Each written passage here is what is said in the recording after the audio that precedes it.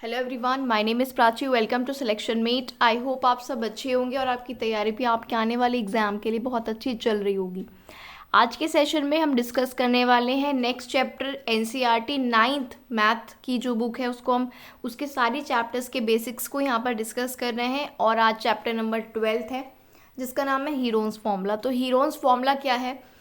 हो सकता है आप इस फॉर्मूले को जानते भी हों लेकिन आपको इसका नाम ना पता हो। जानते आप ज़रूर होंगे अगर आप मैथ्स के एस्पिरेंट हैं तो आज पूरे सेशन में डिस्कस करेंगे हीरोन्स फॉर्मूला के बारे में। बहुत सिंपल सा फॉर्मूला है और जो उस पर जो बेस्ड क्वेश्चंस आते हैं वो भी सिंपल ही होते हैं, ज़्यादा टफ नहीं होते हैं।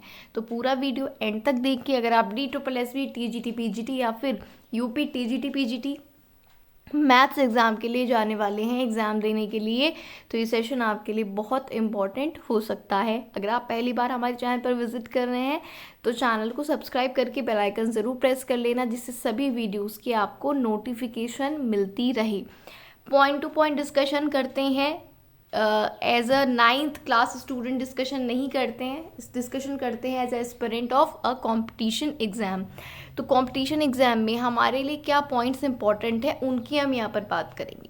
तो हीरोन्स फॉर्मूला में जाने से पहले अगर मैं आपसे बात करती हूँ कि जो एरिया ऑफ ट्राइंगल है वो हम कैसे निकालते हैं, सामने आपके लिए आपके सामने फॉर्मूला लिखा हुआ है। ये बेसिक फॉर्मूला है एरिया ऑफ ट्राइंगल यानी कि त्रिभुज का क्षेत्रफल निकालने का। 1/2 बेस इंटू हाइट यानी कि 1/2 इंटू आधार इंटू ऊंचाई, ये फॉर्मूला होता है। फॉर एग्जाम्पल आपके सामने एक राइट एंगल ट्राइंगल है, ठीक है। तो राइट एंगल ट्राइंगल में भी ये फॉर्मूला यूज़ कैसे हो जाता है? राइट एंगल है जिस पर उसको तो आप क्या मान लेते हो, बेस मान लेते हो और हाइट मान लेते हो जो आपका लंब होता है, परपेंडिकुलर होता है, ठीक है। इसमें आप क्या करते हो, राइट एंगल में बेस और हाइट ले लेते हो, दो साइड्स को। जिस पर आपका राइट एंगल है वो आपका बेस हो जाता है और दूसरी हो जाती है जो हाइट है वो हाइट रहती है। तो अगर राइट एंगल ट्राइंगल है या नॉर्मल ट्राइंगल है तो इस तरह से आप निकालते हैं एरिया ऑफ ट्राइंगल। लेकिन अगर हम बात करें, ठीक है, इक्विलेटरल ट्राइंगल की, और इक्विलेटरल ट्राइंगल होता है समबाहु त्रिभुज जिसमें तीनों भुजाएं होती हैं बराबर। जैसे कि आप एक ट्राइंगल सामने देख पा रहे हैं, तीनों की जो भुजाएं हैं वो 10-10-10 सेंटीमीटर। लेकिन अगर एक हम माध्य का इसमें बनाते हैं, ठीक है, जो कि M है, PM एक माध्य का है, तो यहाँ पर बन जाता है राइट एंगल ट्राइंगल। अब अगर हम इसमें हाइट निकालनी हो तो हम क्या करते हैं, तो हमें इसमें पाइथागोरस लगाकर, पाइथागोरस थ्योरम लगाकर जो PM ये हाइट है इसको निकाल लेते हैं, ठीक है। तो PM जो हाइट है उसको हम पाइथागोरस लगाकर निकाल सकते हैं। बेस हमें पता है 10 और हाइट निकाल लेंगे तो हाइट आ जाएगी। तो फिर से आप वही फॉर्मूला ट्राइंगल के एरिया का लगा सकते हैं, 1/2 into base into height. Clear है पाइथागोरस थ्योरम। जैसे यहाँ पर आप देख सकते हैं PQ का स्क्वायर बराबर PM का स्क्वायर प्लस QM का स्क्वायर, पाइथागोरस लगाकर। वैसे ही अगर हम आइसोसेलेस ट्राइंगल की बात करते हैं, ठीक है, जिसमें दो भुजाएं बराबर होती हैं एक अलग होती है, उसमें भी आप इस तरह से लगाकर जो है चीज़ों को निकाल सकते हैं, एक परपेंडिकुलर ड्रॉ करके। वहाँ पर भी आपका ये फॉर्मूला वर्क करता है, area of triangle 1/2 base into height. ये फॉर्मूला आपके बहुत काम आएगा। यहाँ पर हम हीरोन्स फॉर्मूला की बात करने जा रहे हैं लेकिन ये फॉर्मूला भी आपके ज़रूर काम आएगा।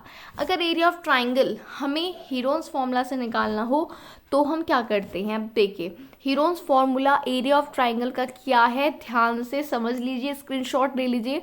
और मैथ्स का सेशन आप देख रहे हैं तो कॉपी पेन लेकर आप ज़रूर बैठे, जो भी बेसिक फॉर्मूला थ्योरम हम डिस्कस कर रहे हैं उनको आप लिखते रहें।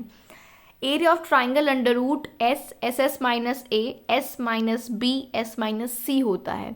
और यहाँ पर S क्या होता है, S यहाँ पर सेमी पेरीमीटर होता है ट्राइंगल का, जो कि क्या S की क्या वैल्यू होती है, तीनों भुजाओं का योग अपॉन 2 यानी कि A plus B plus C upon 2, जो तीनों साइड्स हैं उनका एडिशन अपॉन 2 से S निकल जाता है। और S क्या है, सेमी पेरीमीटर है। और इसी S में से अगर आप A को माइनस कर दें, इसी S में से B को माइनस कर दें और इसी S में से C को माइनस करके S से मल्टीप्लाई करके उसका रूट निकाल दें, तो ऐसे भी आप एरिया ऑफ ट्राइंगल निकाल सकते हैं। यहाँ पर आपको क्या पता होता है, जैसे एग्जाम्पल यहाँ पर आप देख सकते हैं ABC तीनों भुजाएं आपको पता है, तो आप आराम से एरिया ऑफ ट्राइंगल निकाल सकते हैं without using 1/2 into base into height. ठीक है, जब आपको डायरेक्ट ABC गिवन होता है तो ये आप फॉर्मूला लगाइए। पहले ऐसा आप निकालेंगे A+B+C/2 करने के बाद उसके बाद आप एरिया ऑफ ट्राइंगल का जो फॉर्मूला है उसमें पुट कर देंगे।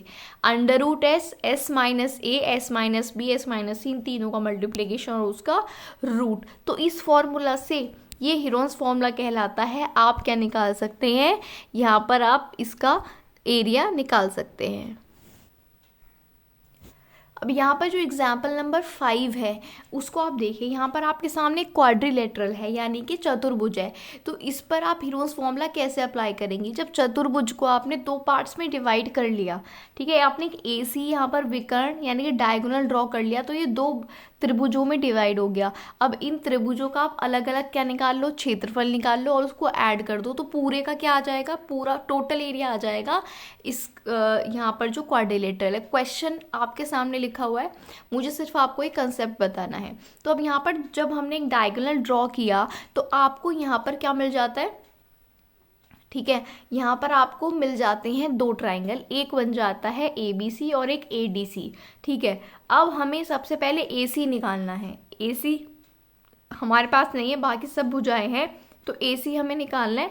अब AC फिर से पाइथागोरस से निकाल लेंगे, √9 का स्क्वायर प्लस 40 का स्क्वायर। तो AC हमारे पास आ गई 41 मीटर। अब आप राइट एंगल ट्राइंगल के एरिया का फॉर्मूला लगा लेते हैं, 1/2 बेस इंटू हाइट। तो यहाँ से ABC का क्षेत्रफल यानी कि एरिया आ चुका है। अब हमें निकालना है ADC का क्षेत्रफल। अब हमें ये समझ नहीं आ रहा है कि ADC का क्षेत्रफल कैसे निकालें। इसमें हमें 2 भुजाएं पता है, AD और DC, और हमें AC भी तो पता है 41, तो हमें तीनों भुजाएं पता है, तो इनको ABC मानकर अब आप हीरोन्स फॉर्मूला अप्लाई इसमें कर देंगे। तो हमने पहले S निकाल लिया और फिर ACD का निकाल लिया और यहाँ पर क्या कर दिया, इनको ऐड कर दिया। तो यहाँ पर हमें क्या मिला, हमें यहाँ पर मिला है जो एरिया है वो मिल चुका है। तो इस तरह से आप हीरोन्स फॉर्मूला को अप्लाई कर सकते हैं अगर आपके पास क्वाड्रिलेटरल गिवन है तो उसका एरिया भी निकालने के लिए।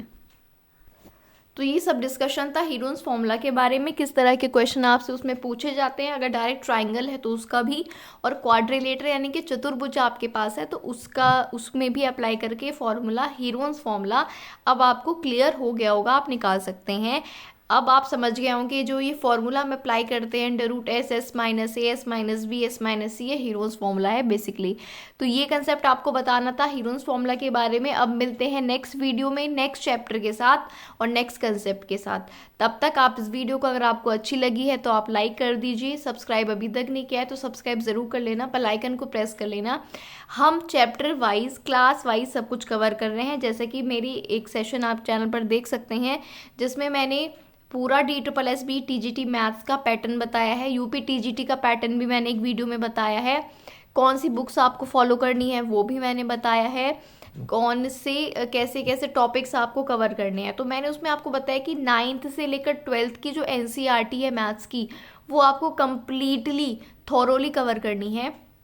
जबकि ग्रेजुएशन के कुछ गिने चुने टॉपिक्स हैं मैंने आपको बताए भी हैं और आगे भी मैं बताऊंगी कि कौन कौन से ग्रेजुएशन में जो टॉपिक्स हैं आपको गिने चुने वो कवर करने हैं। 9 से 12 तक तो आपको कंप्लीट ही करना है, जिससे आपका UP TGT भी कवर हो जाए और DSSB का भी जो सिलेबस है वो उसमें कवर हो जाए। तो हमने 9th क्लास से शुरू किया है और हम बेसिक्स क्लियर कर रहे हैं। अभी हम क्वेश्चंस को डिस्कस नहीं कर रहे हैं, अभी 1-2 चैप्टर और बचे हैं बस, फिर हमारी जो 9th क्लास की NCERT बुक है वो फिनिश हो जाएगी और सिर्फ बेसिक को डिस्कस किया है और उन बेसिक्स को जो आपके काम आएंगे क्वेश्चन सॉल्व करने में, उसके बाद हम क्वेश्चंस को डिस्कस करेंगे। तो अगर आपको ये सेशन अच्छा लगा है तो लाइक, शेयर, सब्सक्राइब अब आपका करना बनता है। मिलते हैं नेक्स्ट वीडियो में, तब तक पढ़ते रहिए। कोई डाउट्स है तो आप पूछ सकते हैं, डिस्क्रिप्शन में हमारा टेलीग्राम चैनल है उसको ज्वाइन कर लीजिए, वहाँ पर आप अपने डाउट्स को पूछ सकते हैं। आज के लिए इतना ही रखते हैं। Thank you for watching the video.